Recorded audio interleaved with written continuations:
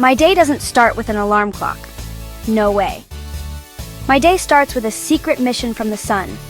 The sun peeks through my window and its sunbeams are like little golden spies. They tiptoe across my floor, climb up my blanket, and then gently tap me on the nose. It's their way of saying, "Wake up, adventurer. A new quest is about to begin."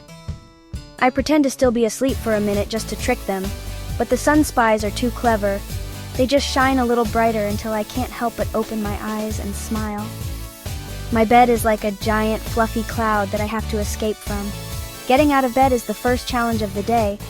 It's not just a bed, you see. It's a cozy castle, and my blankets are the dragon guarding it. The dragon is super warm and cuddly, and it tries to keep me there forever. I have to be brave and strong. I take a deep breath, count to 3, and then whoosh! I leap out from under the covers. I have escaped the dragon's lair. I give my pillow a little pat to say thank you for the good dreams.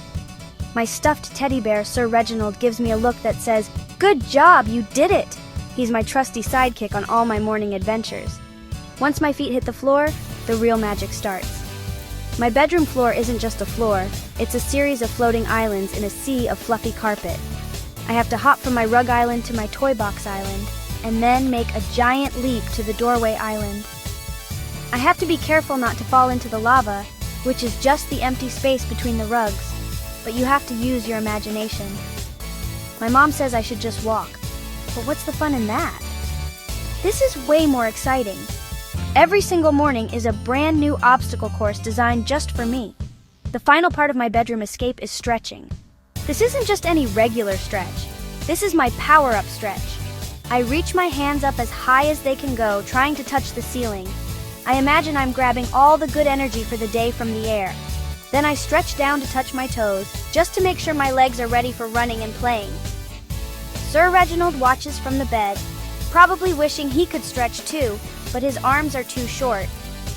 Now that I'm powered up, I'm ready for the next part of my quest, the bathroom. The journey to the bathroom is a short but important one. The hallway is a mysterious jungle, and I have to be super quiet so I don't wake up the sleeping giants, also known as my parents. I tiptoe past their door, holding my breath like a real explorer. Once I make it to the bathroom door, I know I've reached the Sparkle Grotto. This is where I get my tools for the day. My toothbrush isn't just a toothbrush, it's a magic wand, and the toothpaste is a sparkling potion. I squeeze a blob of the minty magic onto the bristles. It's ready for action. Brushing my teeth is like fighting off the sugar bugs from last night's dessert. They are tiny little villains that want to hide in my mouth. My magic toothbrush wand zaps them all away. I brush up and down, making sure my wand reaches every single tooth. The potion fizzes and foams, creating a minty, fresh force field. When I'm done, I look in the mirror and give myself a giant, sparkly smile. The sugar bugs have been defeated. My teeth are shining like little pearls. Victory is sweet, or in this case, minty fresh. Next up is washing my face. The water from the tap is like a refreshing waterfall from a secret spring. I splash the cool water on my face, and it washes away all the sleepy dust from my eyes. It's like a mini superpower that helps me see the day more clearly. I use a fluffy towel, which is secretly a cloud I captured, to dry my face. It's so soft and warm. I look in the mirror again. My face is clean, my teeth are shiny, and I feel like I'm ready to take on anything. The Sparkle Grotto has prepared me well for the challenges ahead. The final step in the grotto is combing my hair. My hair in the morning looks like a wild bird's nest after a very windy storm. My comb is the only tool that can tame it. It's not just a comb, it's a tangletomere. I carefully comb through the knots, pretending I'm an archaeologist smoothing out the wild jungles on a newly discovered planet. Slowly but surely my hair starts to look like hair again. Every strand falls into place. Now I look less like a wild explorer and more like a kid who is actually ready to go somewhere. The bathroom quest is officially complete. After the bathroom quest, my nose leads me on the next adventure. It smells something amazing coming from the kitchen. The kitchen isn't just a kitchen, it's the Great Hall, where a feast is prepared for brave adventurers like me. My mom, the queen of the Great Hall, is there, making the most important meal of the day. Today, she's making pancakes. But these aren't just pancakes.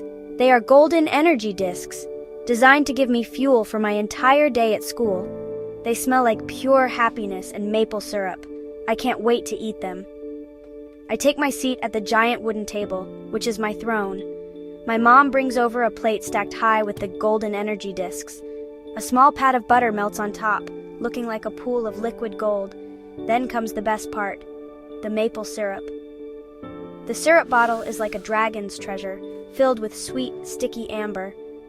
I pour it all over my pancakes, watching it drip down the sides like a delicious waterfall. My glass of milk is a potion of strength, making my bones strong for all the running I'll do at recess. This is a breakfast fit for a king. Eating the feast is a serious business. I use my fork and knife like a true knight. I cut into the stack of pancakes, making sure each bite has the perfect amount of syrup. Every mouthful is a burst of energy. I can feel myself getting stronger and smarter with each bite. The milk potion washes it all down, making me feel powerful. I have to eat everything on my plate to make sure I have enough fuel for learning, playing, and laughing with my friends. The Queen of the Great Hall always makes the best fuel. It's way better than what they put in cars. When my plate is empty, I know the feast is over. I feel full, happy, and ready for the final stage of my morning routine. I give my mom a big hug to thank her for the amazing meal. She's the best chef in the entire kingdom. My stomach is full of pancake power, and my mind is ready for all the new things I'm going to learn today. The Great Hall has served its purpose. Now it's time to get my armor on. The most important armor of all, my school uniform. The final part of my morning adventure is putting on my school uniform. It's not just clothes, it's my official hero armor. My shirt is a shield of knowledge, my pants are trousers of courage, and my socks are boots of speed. I lay them all out on my bed, ready for the transformation. Putting on my uniform is like a superhero getting into their costume before they go out to save the day. Each piece has a special power. I put on my pants first, feeling the courage flow into my legs. I'll need it for raising my hand in class. Next, I put on my shirt. As I button it up, I feel smarter. It's like the shirt is full of all the answers to the teacher's questions. It's my shield, protecting me from getting any questions wrong. Or at least, it helps me try my best. Then come the socks, my boots of speed. These are very important for racing my friends during recess. I pull them on tight, making sure they are ready for action. I can already feel my feet wanting to run and play. The hero armor is almost complete. I feel like I could take on any challenge. The last and most important piece of the armor is my school shoes. These aren't just shoes. They are my stompers of success. I tie the laces in a special double knot, which is a secret code that locks in all my morning power. Once my shoes are on, the transformation is complete. I look in the mirror and see a school hero looking back at me. I'm no longer just a kid in his pajamas. I am a student, an adventurer, and a friend, ready for whatever the day brings. My backpack, filled with my trusty tools like pencils and notebooks, is waiting by the door. I grab my backpack and sling it over my shoulder. It feels heavy with potential. I give my mom one last hug and race to the door, my boots of speed working perfectly. The sun is shining and the world outside looks bright and exciting. Leaving for school isn't just leaving the house. It's the start of the biggest adventure of the day. I feel happy, I feel ready, and I feel a little bit magical. School, here I come! The quest continues, and I can't wait to see what happens next.